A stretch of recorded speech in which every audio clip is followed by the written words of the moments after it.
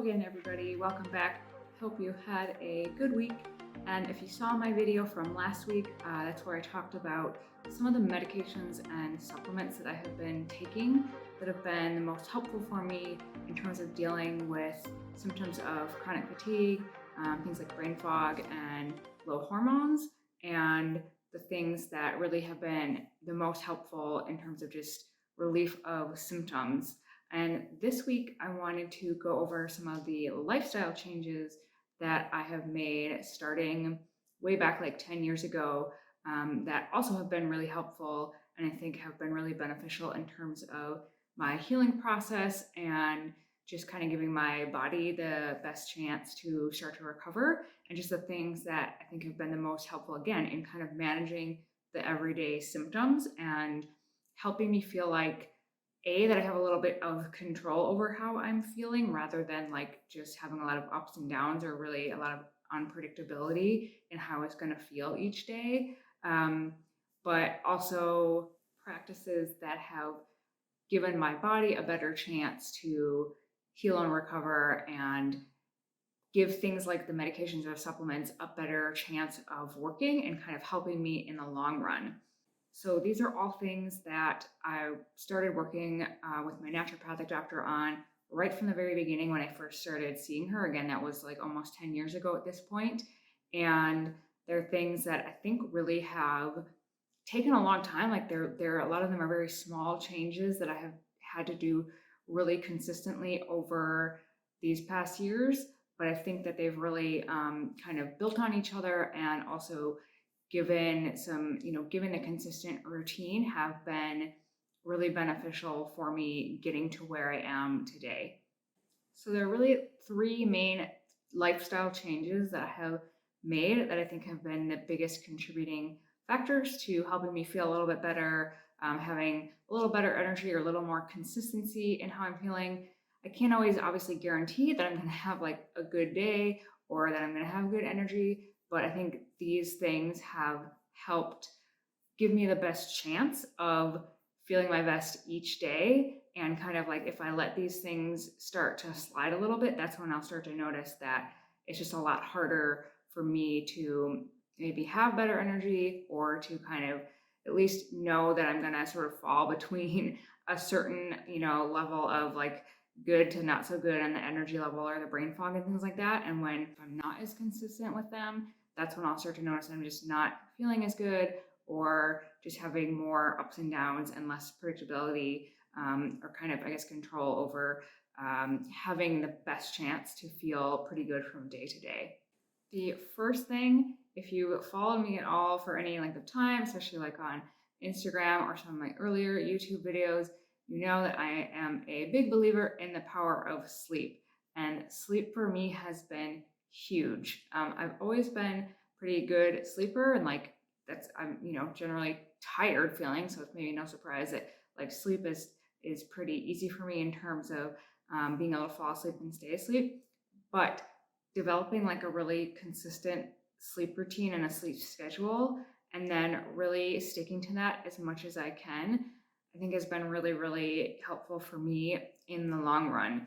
Because there are times in the past where, maybe I would, want to stay up later or like do things at night, even though my energy was really low. And I knew that maybe it wasn't like the best thing for me and my body at the time. And when I would stay up later, or maybe just not like kind of honor that sleep cycle that I knew I needed, I really would pay for it the next day, and sometimes for a couple of days after. So the more consistent I've been able to be in really just kind of like honoring when I'm tired and going to bed and staying on that good schedule so that I'm getting consistently good quality sleep, then I at least know that the next day I'm going to have the best chance of feeling pretty good or having good energy. Again, it doesn't guarantee that I'm going to wake up feeling good or like have good energy that day. I still have plenty of days where my energy is low, even if I'm having or getting really good sleep. But without that, I know I am not going to have a great day. So when my sleep is off, I always know that it's going to be a lot harder the next day, or maybe the next couple of days afterwards. So trying to stay on a consistent sleep routine is really important to me. Obviously, that's not always going to happen. There are going to be times where I'm going to bed later or my sleep pattern is disrupted. And, from time to time, that's totally fine. But trying to stay consistent as much as I can. I think especially it probably seems kind of obvious, but like if you have chronic fatigue, like getting enough sleep is going to be really key. And I think it's been like the foundation for me in terms of feeling better and also just knowing that my body's getting restorative sleep that it needs to heal overall. The second thing that changed a lot since about 10 years ago when all of this first started happening is my exercise and workout routine. At the time, I was doing a lot of like higher intensity cardio workouts, like long duration. I was doing a lot of running, and then I got injured. And so I started doing a lot of spinning and taking and teaching spin classes. And I was doing, probably like an hour of pretty high intensity cardio 6 days a week. I was doing a little bit of strength training as well, but it was less of a priority. Like I was just really focused on doing the cardio. And that can be very stressful on the body for that long of a time, and like probably not getting enough rest in between as well. And when I started working with my naturopath, that was something that we also addressed right away, was just trying to add in more recovery types of workouts and just basically back off the intensity and the duration of my workouts in general. So kind of swap that for more focus on getting in some better strength training sessions, doing that 3 days a week of like really focusing on, 45 minutes of heavier weightlifting with, rest periods in between. So it wasn't like a super high intensity each time. And then adding in recovery workouts. So things like gentle yoga or walking, or just like anything that was pretty low key. It wasn't going to keep my heart rate up super high and wasn't going to like kind of stress my body, because really your body's going to perceive those things as stressors, even if it's, quote unquote good stress. If you're not recovering from it well enough, it's going to build up and it's going to basically start to break your body down if it's too much intensity for too long. And I think that's kind of where I had been at before. And I just wasn't able to recover from all of those workouts. And once I started to really back off on those things, focus on my strength training, and then use kind of active recovery types of things like yoga and a lot of walking, which is much more restorative and really can help, again, kind of heal your body and let it recover. I started to notice, again, like better energy. I wasn't dreading my workouts all the time. I felt much stronger in the gym, and I made way more progress on my strength training. What I noticed was switching to more focus on strength training and really getting in good quality lifting sessions each week, and then really just taking rest and recovery, that not only did I make huge progress in the gym in terms of my strength, but my body composition did not change. And if anything, it changed for the better in terms of I got stronger, I had more muscle definition. And that was kind of the idea for me, was to back off the workout intensity, add in more restorative and recovery based workouts. And again, just like making sure that my body was given time to heal and repair and recover, and not feeling like it was under stress too much of the time, which would be contributing more to the symptoms that I was trying to avoid. And the third thing that I changed was some of my nutrition practices.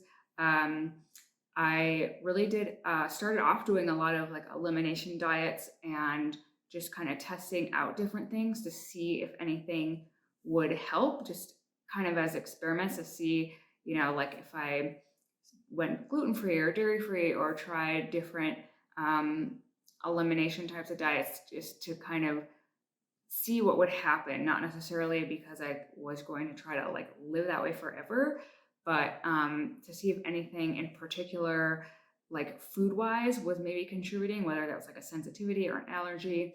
Didn't really find a lot in terms of like specific foods that I need to avoid, but just in general, trying to follow a more anti-inflammatory type of diet, which is kind of what you would expect in terms of just like avoiding things like highly processed foods or like a lot of added sugar, and focusing on just things like getting good quality protein, getting a lot of vegetables and fruit and sort of nutrient dense food for the most part. This is by no means like a super strict thing that I follow.